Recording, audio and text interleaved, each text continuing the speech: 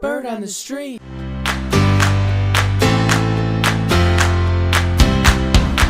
The biggest thing I'm looking forward to with the spring weather coming is the ability to finally wear shorts on campus. It's a big plus for me.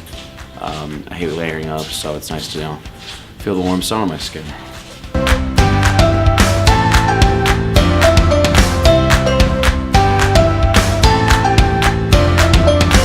I'm looking forward to warmer weather and going to the pool. Well, I guess that's summer, but getting closer to summer, I guess.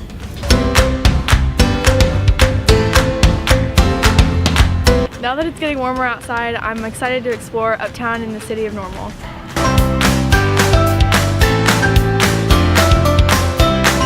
So for this spring, I'm super excited to bring my blades out. I love rollerblading, whether that's on the quad or just around town.